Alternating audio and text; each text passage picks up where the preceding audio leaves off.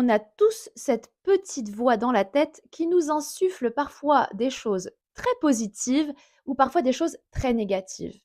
Et ça peut être très négatif quand on fait une dépression, un burn-out, qu'on fait de l'anxiété, qu'on vit des épreuves.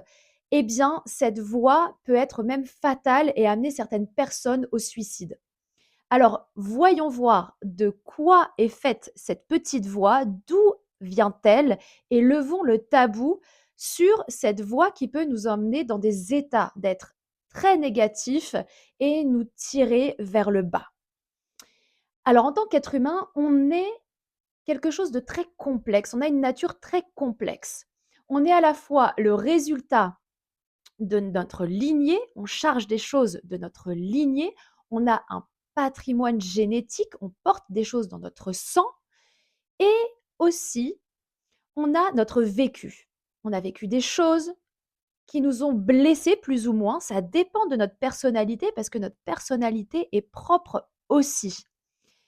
Et dans tout cela, il y a aussi l'existence qu'on nie énormément et c'est pour ça que les gens ont du mal à comprendre ce qui leur arrive, un monde spirituel. Le monde spirituel existe et vient appuyer sur vos blessures, sur vos faiblesses et votre personnalité fait que vous réagissez d'une façon ou d'une autre. Et quand les blessures se réveillent et quand cette petite voix, alors bien sûr, pas spécialement une voix audible, mais cette voix intérieure vient vous chercher, vous mettre des choses dans la tête, quand on ne sait pas discerner, quand on n'a pas la foi, qu'on n'a pas ce bouclier de la foi pour savoir que tout ce qui nous tire vers le bas ne vient pas de bon esprit, mais de mauvais esprit, du mal, eh bien, on peut vite sombrer et finalement ne jamais s'en sortir. On laisse la place à cette voix, on laisse la place à ces pensées négatives parce que les pensées sont le terrain du combat spirituel. Les pensées ne viennent pas toutes de nous, elles sont influencées et c'est très important de le savoir pour pouvoir se prémunir, surtout quand on vit des choses difficiles, qu'on a des blessures qui se réveillent, de bien faire la différence entre la blessure et ce qui nous est proposé, ce qui nous vient en tête par cette petite voix. Parce que ça peut être fatal. Il y a des personnes qui se mettent à écouter et à prendre pour argent comptant ce que dit cette petite voix et finalement vont commettre l'irréparable jusqu'à se ôter la vie par désespoir.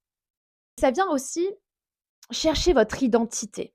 On le voit dans la Bible notamment avec la tentation de Jésus dans le désert.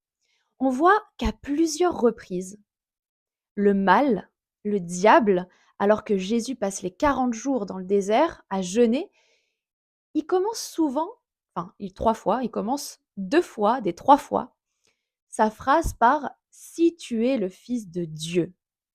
Donc il vient ici interroger son identité. Il vient le faire douter sur son identité pour qu'il commette le mal. Eh bien, c'est quelque chose qui est valable dans nos vies.